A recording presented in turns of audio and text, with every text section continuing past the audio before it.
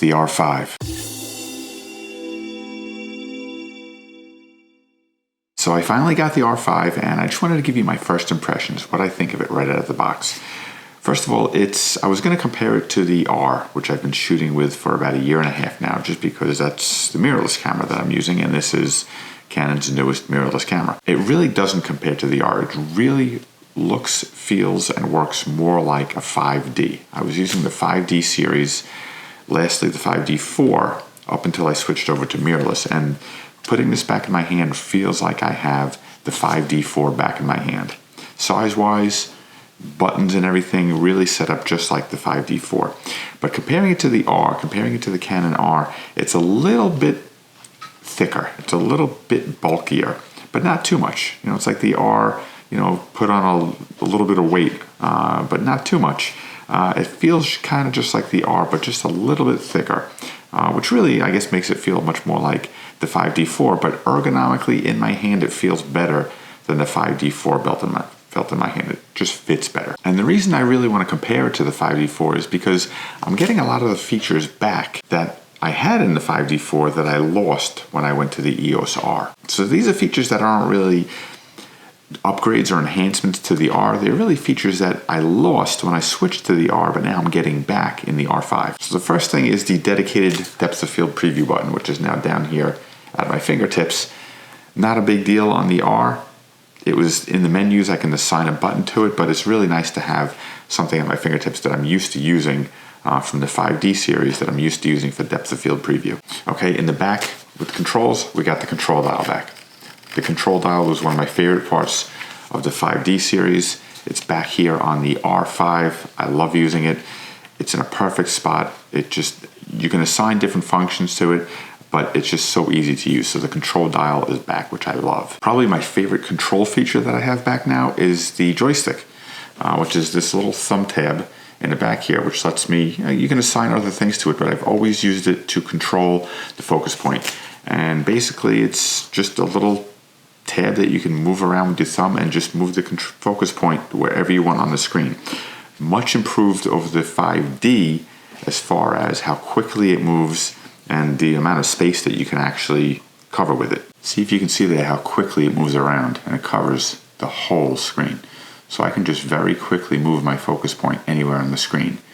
And then if I push the joystick in, brings it right back to center. I loved that control feature on the 5D. I love it even more on the R5. Okay, not as fun, but even more important probably, 2 card slots. Now, one of the 2 card slots is a CF Express. It's a new type of card. So if you don't have the CF Express card, you're gonna have to get one.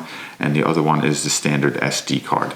But having 2 card slots for me, super, super valuable. And I'm glad I finally have it back because I felt like the last 1.5 years of show I was kind of shooting without a net. So it's nice to have the 2 card slots in there, writing to both cards simultaneously. Love having 2 cards. So what's actually new? What's new in this camera? Well, first of all, you have megapixels. It's 40 something megapixels, 40 or 45, which is okay. Anything over 24 I found at this point, from my personal uses, I'm really not using anything over 24. I think the R had 30 about.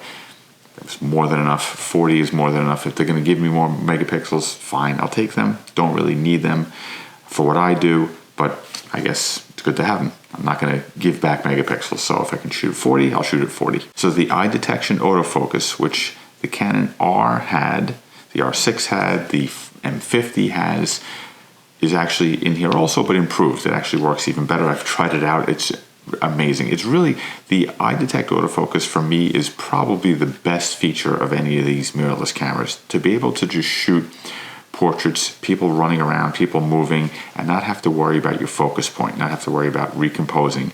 Just lock onto the person's head, their eyes, and then you can worry about the composition and framing and just fire away. To me, by far the most important feature of these mirrorless cameras. So Canon R5 has the eye detect autofocus. It's improved. It works really great. What this has now also, it has a mode where you can switch to detect animals' eyes instead of people's eyes, which is really helpful because, I mean, people, so to a certain degree, you can control them. You can tell them, stay still and get your shot.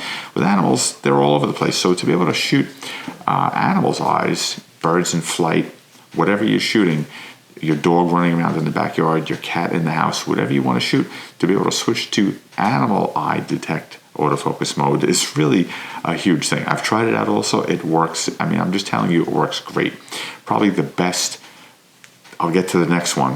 One of the two best features of this R5. And the one that I've been looking forward to, I think probably the most, is the in-body image stabilization, which I think really is probably a game changer as far as the type of shots you're getting, how you're shooting, because now it lets you shoot in that in-between zone. You know, anything down to maybe 1/15 of a second, maybe even 1/10 of a second. Sometimes you can almost handheld that in certain situations using a low ISO, get nice clean shots. But anything longer than that, once you get to like 1/5 of a second, 1/4 of a second, up to, you know, whatever, you need a tripod for that, or you need to stabilize your camera somehow. This is going to let you shoot in that in-between zone, you know, anywhere from 1/4 of a second to a second. I've actually tried this out. I've gotten a couple of shots at about 1.5 seconds so far without really trying that were actually sharp, which is amazing. I'm going to do a full test on the image stabilization in body combined with the lenses. It's going to be amazing to be able to shoot nice low ISO clean shots handheld and not have to stop, set up a tripod. Maybe you can't get the composition just right because you can't get the tripod where you want it to be. To be able to shoot handheld at longer exposures in that in-between range between, like I said, 1/4 of a second to 1 second or so, super, super valuable. And combined with the RF lenses that have image stabilization, like I said, I'm going to do a whole test on it, but you're supposed to be able to get 7 or 8 stops of stabilization, which could really, really make a big difference. So I'll do a whole test on that, but really looking forward to getting out and using in low light situations, using the in-body image stabilization, all the other features of the Canon R5.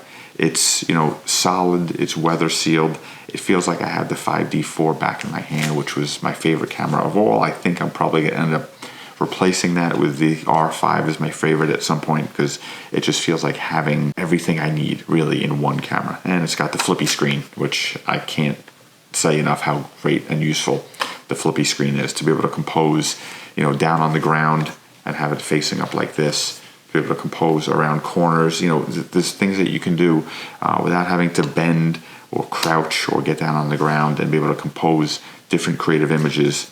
The flippy screen is really not, you know, something that is an amazing piece of technology, but it's really, really so useful. So two big things: the in-body image stabilization, the eye detect autofocus.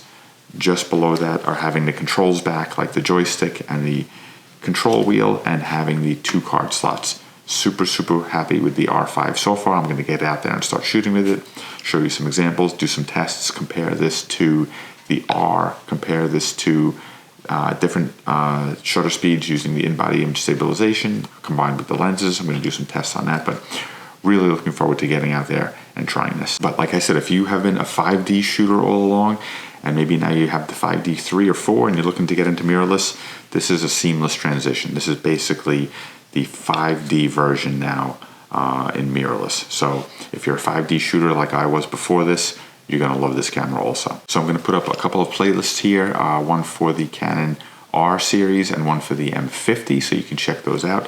Thanks a lot for watching, and we'll see you next time.